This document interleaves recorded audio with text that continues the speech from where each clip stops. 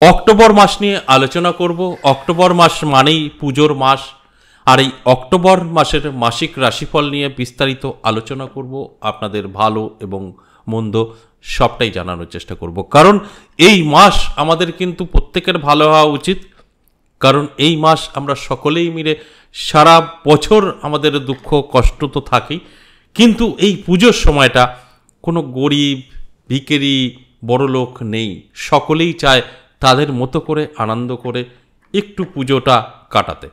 আর এই পুজোর মাসে যদি আপনার সময়টা ভালো থাকে সেটা অবশ্যই অত্যন্ত শুভ, এবং যদি কিছু রাশির খারাপ সময় থাকে সেটাও যদি আগাম আপনি জানতে পারেন, সেটাকে কিছু কন্ট্রোল করতে পারবেন, এটাও কিন্তু অনেক বড় পাওয়া। তাই আপনাদের কথা মাথায় রেখেই আমার এই আলোচনা। মাসিক রাশিফলগুলো আমি প্রত্যেকটা মাসে দিয়ে থাকি, অর্থাৎ আগে থেকে আপনাদের জানানোর চেষ্টা করি যে আপনার সময়টা ভালো, আপনার সময়টা খারাপ, আর সেইভাবে যদি আমরা চলতে পারি তাহলে কিন্তু আমাদের অবশ্যই সমস্ত দিক কন্ট্রোল আমাদের হাতেই রাখতে পারি। আমি যদি জানি আমার সময় খারাপ, সেটাকে আমি অবশ্যই কন্ট্রোল করতে পারবো। আমি যদি জানি আমার সময় ভীষণ ভালো, তাহলে কিন্তু সেটা আমি খুব দ্রুত গতিতে আমার জীবনে অ্যাপ্লাই করতে পারবো। তাই আমি এই মাসিক রাশিফলগুলো আলোচনা করি আপনাদের অ্যালার্ট করার জন্য।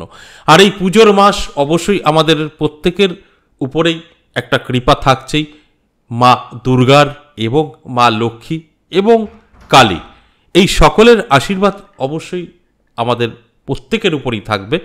তার মধ্যে থেকেও কিছু কিছু রাশির তো অবশ্যই খারাপ ফল দেবে, তাদের জন্যও আমি আলোচনা করব। অবশ্যই অ্যালার্ট থাকলে সেগুলো আপনারা কিন্তু কন্ট্রোল করে নিতে পারবেন।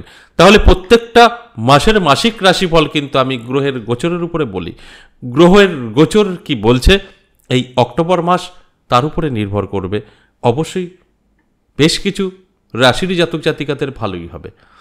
আর আমি শুধু বলবো, এই যে মাসিক রাশিফলগুলো আলোচনা করি, এগুলো কিন্তু শুনে বুঝে আপনাদের জীবনে অ্যাপ্লাই করতে হবে, তবে গিয়ে কিন্তু রেজাল্ট পাবেন। তাহলে আসুন এই অক্টোবর মাসে, এই পুজোর মাসে গ্রহের অবস্থান কি, গ্রহ কোন কোন শুভযোগ তৈরি করলো, সেই দিকগুলো নিয়ে একটু আমরা আলোচনা করব, সেই দিকগুলো নিয়ে আমরা একটু বিশ্লেষণ করব, তাহলে কিন্তু বুঝতে সুবিধা হবে। দেখুন, 1 অক্টোবরই কিন্তু আমরা দেখতে পাবো দেবগুরু বৃহস্পতি, সে কিন্তু মিথুন রাশিতে থাকছে, এবং এই মাসে সিংহ রাশিতে শুক্র গ্রহ থাকছে। আবার কন্যা রাশিতে বুধাদিত্য রাজযোগও কিন্তু তৈরি করবে। আর এই মাসে এই বুধাদিত্য রাজযোগ অনেক বড় ভূমিকা পালন করবে। আর এই বুধাদিত্য রাজযোগ আমাদের সকলেরই জানা যে কি ফল দেয়। এবং তুলা রাশিতে মঙ্গল গ্রহ থাকবে, আর ধনু রাশিতে থাকবে চন্দ্রদেব, আর সেখানেও কিন্তু তৈরি করবে গজকিশোরী রাজযোগ। এই গজকিশোরী রাজযোগও কিন্তু অনেকটাই আমাদের জীবনে উন্নতির দিকে নিয়ে যায়। এবং শনি মীন রাশিতেই থাকবে। এই পুজোর মাস কেমন যাবে এই গ্রহের গোচর অনুযায়ী, সেটা নিয়েই আমি কিন্তু আলোচনা করব, আপনাদের বোঝানোর চেষ্টা করব। কর্কট রাশির ক্ষেত্রে বলবো, কিছু সতর্ক আপনাকে হতে হবে। কর্কট রাশির জাতক জাতিকাদের সম্পূর্ণভাবে ভালো বলা সম্ভব না, আপনার কিছু সময় খারাপ হতে পারে। তবে এই অক্টোবর মাসের শুরুটা না হলেও মাঝামাঝি থেকে আপনার কিছু অভাব অনটন আসতে পারে। আপনার হঠাৎ করেই আর্থিক ক্ষতির সম্ভাবনা দেখা দিতে পারে। একটু অ্যালার্ট থাকুন, চোখ কান খোলা রাখুন, আপনি কন্ট্রোল করতে পারবেন। আমি সবার আগে বলেছি, আমরা যদি জানতে পারি যে আমাদের কিছু খারাপ ঘটতে চলেছে, সেটা আটকাতে পারি। আর আপনি তো আগে থেকে জানতে পারছেন যে আপনার কিছু খারাপ হতে পারে, সেটা আটকানো সম্ভব। তাই আমি কর্কট রাশির জাতক জাতিকাদের বলবো, শুরুটা আপনার কিন্তু ভালো যাবে। অক্টোবর মাস আপনার যেই মিডিল পার করবে 18-17, ঠিক এই টাইম থেকে আপনার কিন্তু কিছু সমস্যা তৈরি হবে। অবশ্যই আপনি অ্যালার্ট থাকলে এটা কন্ট্রোল করতে পারবেন, আর আগে থেকে তৈরি থাকলে এটা নাও ঘটতে পারে। এছাড়া আপনার এই মাস অবশ্যই ভালো থাকবে।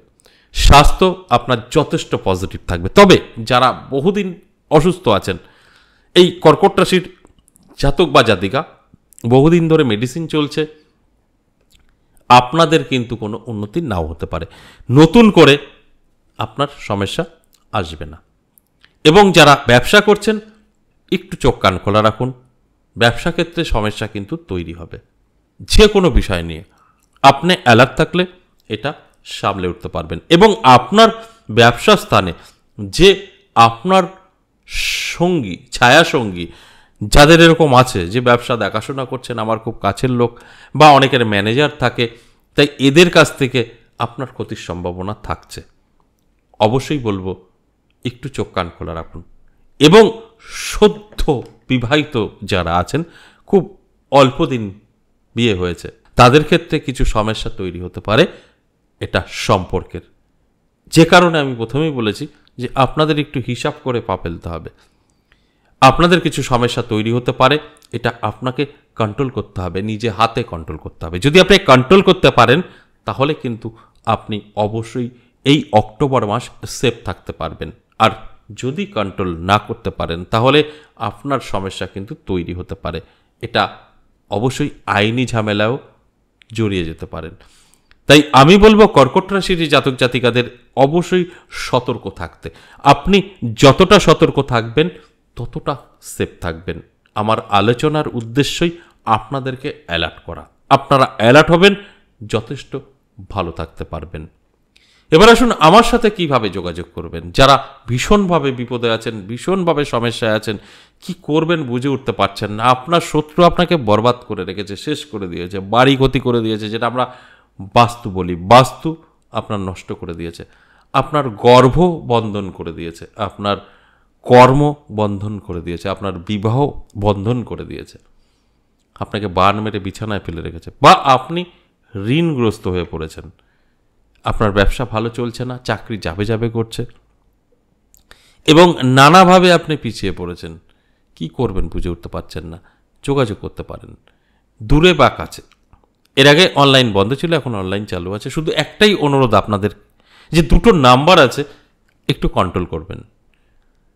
মানে উলট পালট করে ফেললে সকলের সময় নষ্ট হবে। যারা অনলাইন কাজ করাতে চাইছেন বা অনলাইন আমার সাথে সাক্ষাৎ করতে চাইছেন, কথা বলতে চাইছেন, তাদের ক্ষেত্রে কিন্তু হোয়াটসঅ্যাপ নাম্বারটা অবশ্যই প্রয়োজন। হোয়াটসঅ্যাপ নাম্বার সেভ করুন। হোয়াটসঅ্যাপে আপনি ভয়েস বা লিখে আপনি আপনার সমস্যা বা আপনার সম্পর্কে আমার সাথে আলোচনা করতে পারবেন। অবশ্যই সেটা কিছু প্রসেস আমাদের আছে, সেটা কমপ্লিট করবেন তারপর, অর্থাৎ এটা পে সার্ভিস, আপনাকে পে করতে হবে। আমি সবসময় বলেই দিই, আমরা লুকোচুরি করে কিছু করি না। আর যারা সরাসরি আসতে চাইছেন তারা কলিং নাম্বারটাকে ফলো করুন। কলিং নাম্বারটাকে আপনি লোড করুন, সেভ করুন, যাই বলি না কেন, সেখানে আপনি কল করুন। কলটা সব সময় রিসিভ হয়, এটা বন্ধ হয় না, খোলাই থাকে। ধরুন কোনো কারণবশত আপনার ফোনটা রিসিভ হলো না, ব্যাক করে নেবে। আপনি সেখানে নামটা লিখিয়ে দেবেন, তারাপীঠ এবং বীরনগর চেম্বার। তারাপীঠ ইংরেজি মাসে শুরু এবং শেষ, আর আমার মন্দির যেটা 10 মহাবিদ্যা কালীবাড়ি এবং কৃষ্ণ কালী মায়ের মন্দির। এই কৃষ্ণ কালী মায়ের মন্দিরে আপনি প্রত্যেক সপ্তাহে পেয়ে যাবেন 3 দিন করে, সোমবার, মঙ্গলবার, বুধবার। কিন্তু এই মুহূর্তে লক্ষ্মী পুজো পর্যন্ত কিন্তু এই সোমবার, মঙ্গলবার, বুধবার পড়লে আসবেন না, বন্ধ আছে। আমার বলার উদ্দেশ্য একটাই, যদি আপনি বিপদে আছেন, যদি আপনার প্রয়োজন হয় তাহলে যোগাযোগ করতে পারেন। অনলাইন এবং অফলাইন দুটোই চালু আছে। যারা দূরের থেকে আসতে পারবেন না তাদের জন্য কিন্তু অবশ্যই হোয়াটসঅ্যাপ নাম্বার, যারা আসতে পারবেন তাদের জন্য কলিং নাম্বার। আপনার এই নাম্বার, ফোন নাম্বার দুটো একটু কন্ট্রোল করতে হবে, কারণ আমি দেখছি এত বলা সত্ত্বেও আপনারা ঠিক উলটপালটই করছেন। এগুলো করলে সমস্যা তৈরি হয়। আপনি আসতে পারবেন না, অনলাইনে সব কিছু করাতে চান, আমি বলবো অবশ্যই আপনি কিন্তু হোয়াটসঅ্যাপ নাম্বারটায় আসবেন। এবার আসুন, এই যে দুটো জায়গায় আপনারা পাবেন, কেন আসবেন? ভীষণ বিপদে থাকলে আসবেন। মাঝে মধ্যে সময়টা খারাপ, একদম যোগাযোগ করবেন না, এটা আমার অনুরোধ। হঠাৎ করে সময় খারাপ, ভালো সময় আসলে খারাপ সময় আসবে, এর জন্য তৈরি থাকতে হবে। এটা বেশি দিনের জন্য নয়, আবার আপনার ভালো সময় আসবে। কিন্তু এই অল্পতে যদি আপনি ছোটাছুটি করেন, এখানে সেখানে যান, তাহলে কিন্তু আপনার খারাপ হবে। ডাক্তার, অ্যাস্ট্রোলজার, এদের কাছে ভালো থাকলে যেতে নেই, এটা আমার অনুরোধ। আপনি বিপদে আছেন, যোগাযোগ করতে পারেন অনলাইন বা অফলাইন। আজ এ পর্যন্তই, আবারও আসবো নেক্সট কোনো ভিডিও নিয়ে। ততক্ষণ ভালো থাকুন।